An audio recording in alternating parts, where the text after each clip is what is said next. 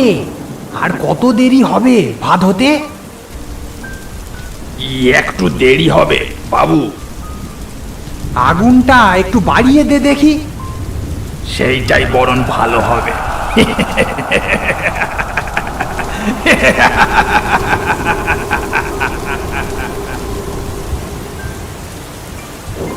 বকুলপুর গাঁয়ে মেলা দেখে ফিরে যাব এমন সময় প্রচণ্ড ঝড় বৃষ্টি শুরু হলো।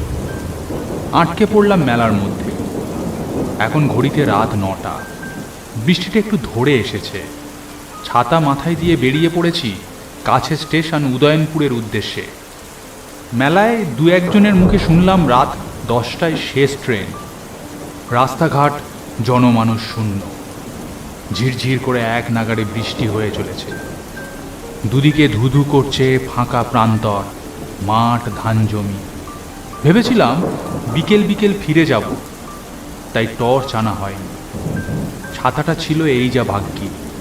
অন্ধকারে জল কাদা মারিয়ে হেঁটে চলেছি সামনের দিকে। স্টেশনের কাছাকাছি আসতে দেখলাম দূরে প্ল্যাটফর্মে ট্রেন ঢুকে গেছে। এটাই শেষ ট্রেন। মিস হলে যে কি হবে কে জানে। ছাতা বন্ধ করে এক প্রকার দৌড়াতে শুরু করলাম। দৌড়াতে দৌড়াতে স্টেশনের কাছে পৌঁছাতেই ট্রেনটা হুইসেল দিতে দিতে ছেড়ে দিল। সিঁড়ি ভেঙে যখন যখন স্টেশনের উপর এসে দাঁড়ালাম, তখন ট্রেন রীতিমতো গতিতে স্টেশন ছেড়ে বেরিয়ে যাচ্ছে। ট্রেনে ওঠার আর কোনো উপায় নেই। চোখের সামনে দিয়ে রাতের শেষ আশাটুকুও যেন চলে গেল। আবার ছাতা খুললাম। জনমানবহীন স্টেশন। সামনে দিয়ে ট্রেন চলে যাওয়ায় নিরাশা এবং হাজারো প্রশ্ন মনে ভিড় করে আসতে লাগলো। এখন রাত্রে কোথায় থাকবো?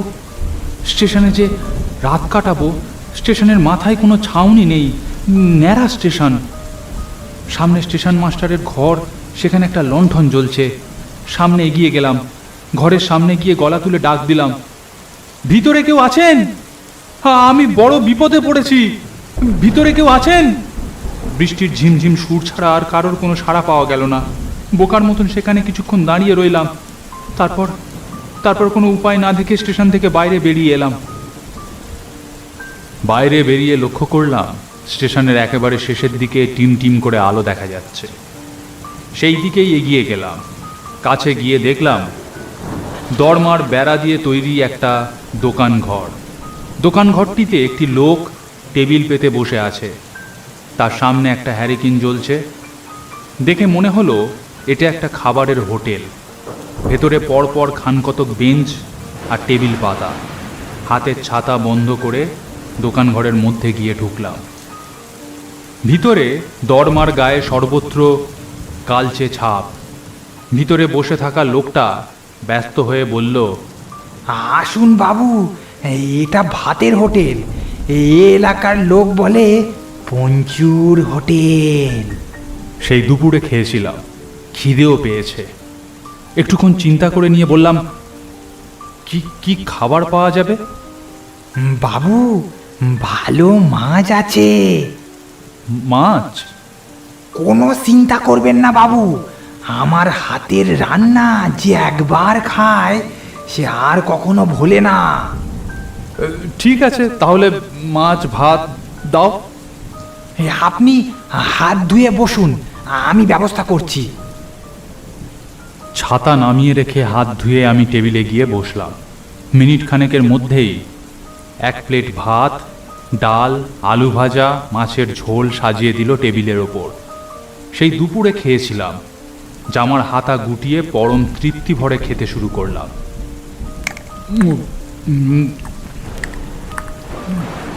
রান্নাবান্না এক কথায় খুব ভালো হয়েছিল এবং মাছটা খেয়ে বুঝলাম খুব টাটকা। খাওয়া দাওয়া শেষ করে পরম তৃপ্তি ভরে ঢেঁকুর উঠল। উঠে গিয়ে হাত ধুয়ে টাকা মেটাতে গেলাম। বাবু, সব ঠিক ছিল তো? হ্যাঁ, রান্নাবান্না দারুণ। সত্যি তোমার হাতের গুণ আছে ভাই পঞ্চু। ঠিক আছে, আপনি খেয়ে খুশি হয়েছেন, এই আমার কাছে অনেক। কত দেব তোমাকে? কি যে বলেন আপনি, এত সুখ্যাতি করলেন, আপনার কাছ থেকে কি পয়সা নিতে পারি? তা কি করে হয়? এই না না না না না না, আমি টাকা নিতে পারবো না। মনে মনে ভাবলাম লোকটির ব্যবহার বড় ভালো। আমি বড় বিপদে পড়েছি ভাই। কি হয়েছে বাবু? এখানে মেলা দেখতে এসেছিলাম, বৃষ্টির জন্য শেষ ট্রেনটা ধরতে পারিনি। এখন এই ফাঁকা চত্বরে কোথায় থাকবো সেটাই ভাবছি। তোমার এখানে একটা ব্যবস্থা করা যায় না ভাই? এই না বাবু, এ তো খাবারের হোটেল, থাকার ব্যবস্থা তো এখানে নেই। কিছু একটা ব্যবস্থা করে দাও না ভাই, আমি এখানেই টেবিল জুড়ে শুয়ে রাত কাটাতে পারি। সবই বুঝলাম, ভিতরে দুটো ঘরও আছে, তার মধ্যে একটাই আমি থাকি, আর একটার অবস্থা খুব খারাপ। কোনো অসুবিধা হবে না, আমি যা হোক করে রাতটুকু কাটিয়ে দেব। কাটিয়ে দেব বললে তো আর কাটিয়ে দেওয়া যায় না বাবু, কত রকমের উপদ্রব আছে। আমার কোনো অসুবিধা হবে না, ও ইঁদুর বাদুরের সাথে ঘর করার অভ্যাস আমার আছে। শুধু কি ইঁদুর বাদুর, আরো। এই পর্যন্ত বলে পঞ্চু চুপ করে গেল। কিছু একটা কথা যেন চেপে গেল। আচ্ছা, ঠিক আছে, চলুন দেখি ভিতরে কি ব্যবস্থা করা যায়।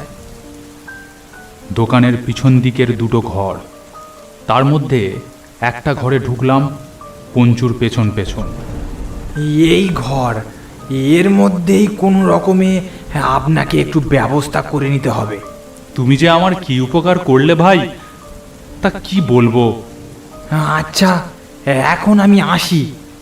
হ্যাঁ, ভালো কথা, কেউ যদি দরজায় টোকা মারে দরজা খুলবেন না। কেন বলো তো? ও কিছু না। এই বলে পঞ্চু হন হন করে ঘর থেকে বেরিয়ে গেল। ঘরের চারিদিকে নজর বুলিয়ে বুঝলাম পঞ্চু একটু বাড়িয়েই বলেছিল। ঘরটা থাকার জন্য নেহাত খারাপ না। বিছানাটা একটু পরিষ্কার করে নিলাম।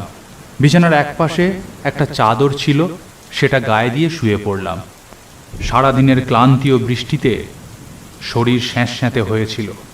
শুকনো বিছানা পেতে ভারী আরাম অনুভব করলাম। ভেবেছিলাম রাতে নিশ্চয়ই ঘুম আসবে না, কিন্তু বৃষ্টির শব্দ শুনতে শুনতে কখন যেন ঘুমিয়ে পড়েছি তা নিজেই জানতে পারিনি। হঠাৎ ঘুম ভাঙল একটা অদ্ভুত অনুভূতিতে। মনে হলো আমি যেন মরুভূমির মাঝখানে উত্তপ্ত সূর্যের নিচে শুয়ে আছি। সূর্যের প্রচণ্ড তাপে আমার শরীর ঘামে ভিজে উঠেছে। ঘুমের ঘোরে মনে হলো কিসের যেন ফটফট করে শব্দ হচ্ছে, আর কেমন ধোঁয়া ধোঁয়া গন্ধ পাচ্ছি নাকে। তবে কি পঞ্চু রান্না করছে? ঘুম জড়ানো চোখ মেললাম, এবং তখনই ভয়ে আমি সজাগ হয়ে ধড়মড় করে বিছানায় উঠে বসলাম। এ কি কাণ্ড! চারিদিকে আগুন লেগেছে, কিন্তু কারোর কোনো চিৎকার পাওয়া যাচ্ছে না তো। সেসব চিন্তা করার সময় এখন নয়। না না না না না, সেসব চিন্তা করার সময় এখন নয়। এখন জীবন বাঁচানো আমার কাছে সব থেকে জরুরি। বিছানা থেকে নেমে যাব এমন সময় দেখলাম আগুন চারিদিকে দ্রুত ছড়িয়ে পড়ছে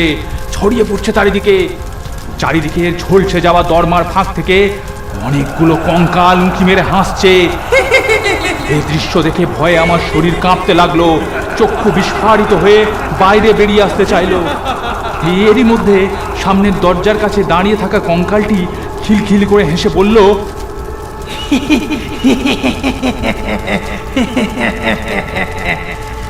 বাবুকে বেশি কষ্ট দিবি না, তাড়াতাড়ি মেরে ফেল। গলাটা শুনে বুঝলাম এই কঙ্কালটাই পঞ্চু। কি বাবু, ঠিক আছে তো? আমার মুখ থেকে কথা সরল না। কোনো অসুবিধা হবে না, খানিকক্ষণের মধ্যে সব পুড়ে ছাই হয়ে যাবে, আপনিও।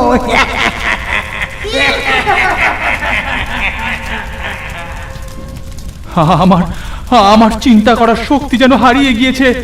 দরমার ফাঁক থেকে একটা কঙ্কাল কর্কশ গলায় বলল, এখানে যে আসে তাকে মরতেই হয়।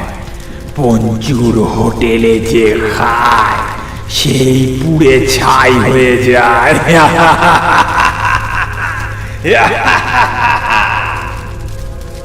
কি করব বলুন বাবু, এখানে তো আর খদ্দের পত্র আসি না। নতুন খদ্দের এলে ফিরিয়ে দিতে ইচ্ছা করে না। তাই আজ থেকে সারা জীবন আপনি আমার খদ্দের হয়ে গেলেন।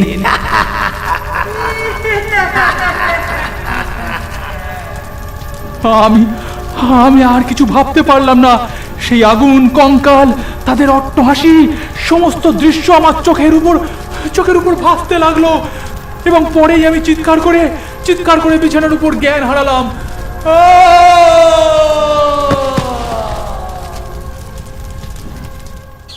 সকালে কার যেন ডাকে ঘুম ভাঙলো। ও মশাই, মশাই!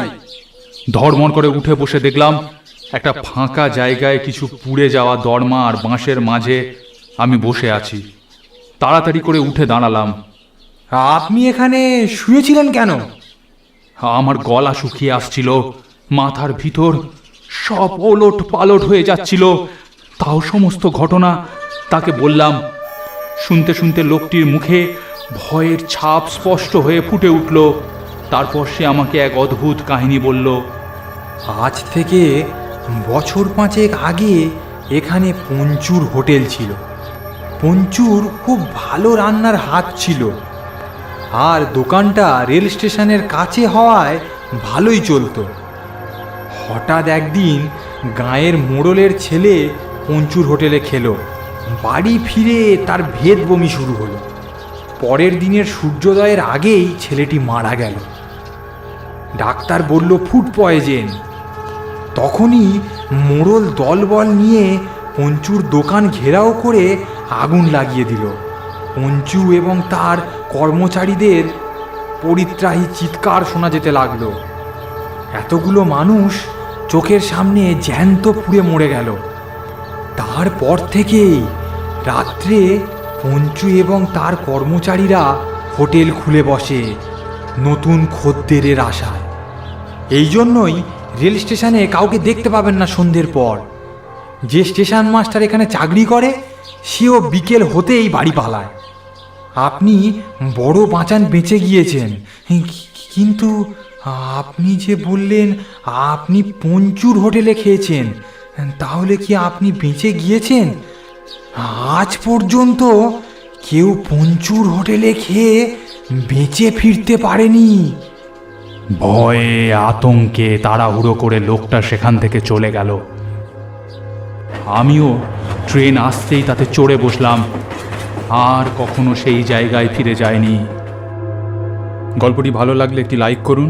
এরকম আরও গল্প দেখতে চাইলে চ্যানেলটি সাবস্ক্রাইব করে পাশের বেল বাটনটি প্রেস করে দিন, কারণ ভবিষ্যতে এখানে আরও এরকম গল্প আসতে চলেছে।